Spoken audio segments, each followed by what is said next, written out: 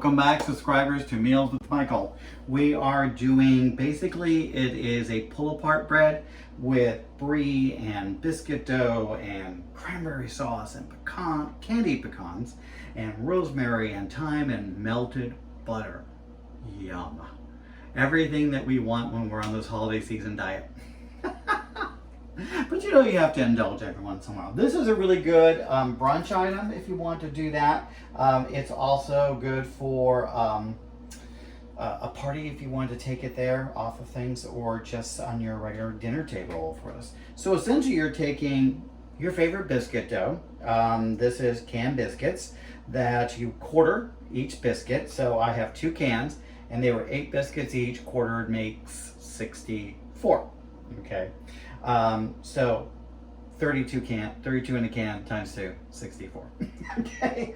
So you take this and after you quartered it, and a pound of brie, or roughly a pound, because it's hard to find it in just a pound, and break the brie out as well into the same equal amount that you have the biscuit dough. And then you're going to wrap it initially, get the dough wrapped around the cheese, and you're going to roll it. Just make a nice little ball, and you're putting it in a greased bundt pan. So I did this with cooking spray as far as grease is concerned, and I'm preheating my oven to 350 degrees. So you're just going to take this and you're going to create these balls, and when you have one layer of this done, you're then going to add in some of your seasonings. You're going to add in some of your rosemary and your thyme and your candied pecans into this, and your cranberry sauce. Oh my gosh, this would be so good. So we are going to place these in all around the bottom.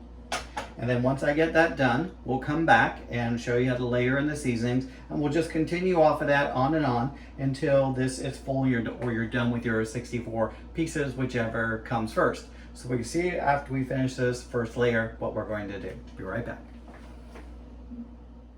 Okay, so we have our first layer done on our bundt cake pan, and now we're just going to add in a little bit of, this is fresh rosemary that I just took off the stems. It's really not chopped or anything, it's just fresh rosemary that we're just going to sprinkle a little bit in here because you want it to bake throughout. And a little bit of fresh thyme, same thing, just took off the stems. I'm not using as much thyme as I am rosemary, just because I want more rosemary flavor. And then I made some candied pecans. You'll see that in another video. Again, tip, do not turn your back on when you're candying things on candied pecans, because I did set off my smoke detector off of that. But I did check it. So these were cooled on parchment paper. I broke them into larger pieces and then ran my knife through them to make them into smaller chunks. So I'm just going to add a few in here because they're just little treats. You may get a candied pecan, you may not. We'll see. And then I have a little bit of cranberry sauce. Again, I made this in another video. You'll find this. The recipe called for canned cranberry. It said 1 can of cranberry sauce. My immediate thought was, why not make your own cranberry sauce? So I'm just putting a little bit into this on each layer. And whatever is left, I'm going to put on the top of this. So we're just going to build our layers, just like we just did here, until again we're out of dough. We fill this up, whichever comes first, most likely out of dough. And we'll see you in a little bit once this is all ready to go and we put it ready to put it into our oven. You'll see it just before then. So be back in a minute. Okay, so I've built this whole thing up. Instead of just layering and layering, being more of a pull apart bread, I actually just bulked it up and filled up slots and spots as I went, and put in different layers of the rosemary and the cranberry and the thyme and the chopped pecans. I actually ended up with a little more cheese chunks than biscuit dough. Thought I counted everything out evenly, not quite. So I just kind of tucked them in there as well. So this is going to bake in a 350 degree oven for 30 to 40 minutes until the biscuits get a little golden brown. So you want to keep an eye on it. So we're going to put this in our 350 oven, 30 to 40 minutes. We'll bring it back out, check it, make sure everything is right, that we haven't overcooked it, because you don't want a tough dark biscuit off of this as well. And then we're going to take it out and we're going to pour our melted butter on top of this, because nothing says better than butter. All right, we'll be back in 30 to 40 minutes.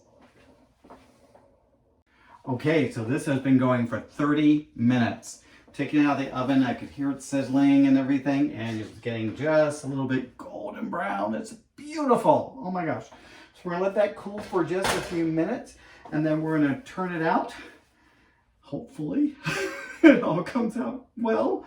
I'm not really sure. I've never done this before. So we'll all learn together. But we're gonna turn it out, and then we're going to, we're gonna add our melted butter right now. So I took 1 stick of butter, melted in the microwave. That's, I find it easier than doing the pop method. Particularly if you have a Pyrex measuring cup with a handle. Makes it a lot easier to pour.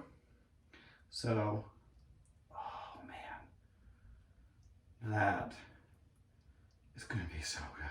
So we're gonna let this soak in and let it cool off a little bit. And then we're gonna try to turn it out and see what our efforts have brought us today. So we'll be back as soon as this cools down a little bit. See you in a little bit. Okay, so I let it cool down a little bit and I turned it out onto the platter, and this is what you end up with. It is beautiful. All that butter is in the bottom as well right now. So we're going to see, oh my gosh, it just falls apart. It's awesome. It's hot. Oh my gosh, it's hot.